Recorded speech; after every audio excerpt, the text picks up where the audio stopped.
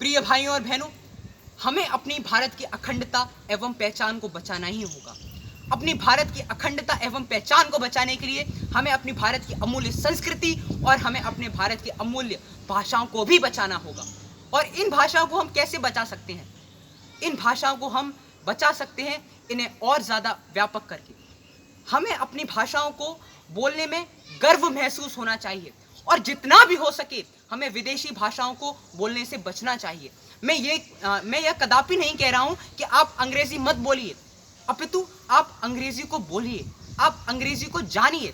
परंतु अगर कोई व्यक्ति हिंदी बोलता है तो आप उसे ऐसा महसूस मत कराइए कि वह अनपढ़ है।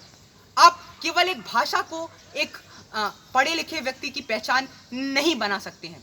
दोस्तों, एक महापुरुष ने कहा है, निज भाषा उन्नति अहे, सब उन्नति को मूल, बिन निज भाषा ज्ञान के मिटत न हिय के सूल। यानी कि अगर आप अपने देश की उन्नति चाहते हैं तो सर्वप्रथम आपको अपनी देश की जो भाषा है उसकी उन्नति के लिए प्रयास करने पड़ेंगे। एक बहुत ही अच्छा उदाहरण मैं देता हूँ इंग्लैंड का। जी हाँ दोस्तों, उनको हम उनकी जो भाषा है इंग्लिश, अंग्रेजी, उन्होंने पूरे विश्व में फैला दी और उन्होंने क्या किया? पूरे विश्व पर राज किया। मैं यह कदापि नहीं कह रहा हूं कि आप पूरे विश्व पर राज कीजिए अपनी भाषा को फैलाकर। हमारी संस्कृति यह कदापि नहीं सिखाती है, लेकिन हमारी संस्कृति को हमें ही बचाना पड़ेगा। अगर हम अपनी संस्कृति को नहीं बचाएंगे तो एक दिन हमारी संस्कृति विलुप्त हो जाएगी। अगर आप अपने देश का भला चाहते हैं तो सबसे पहले आपको अपने देश के मूल सिद्धांत, जिनके ऊपर हमारा देश खड़ा हुआ है, उनको बचाना पड़ेगा।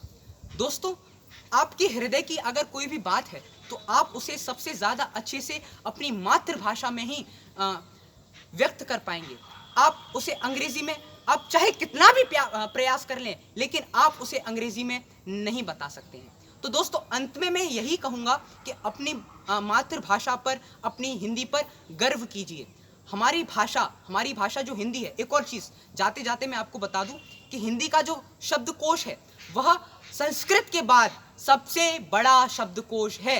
जी हाँ दोस्तों, अंग्रेजी और फ्रेंच, ये जर्मन जैसी जो भाषाएं हैं, इनका शब्दकोश बहुत ही छोटा है, इनका जो व्याकरण है वह बहुत ही छोटा है। परंतु आप अगर हिंदी के व्याकरण को देखेंगे तो वह एक समुद्र से बिल्कुल भी कम नहीं है। तो अंत में मैं यही कहूँगा, जय हिंद, जय हिंदी, धन्यवाद।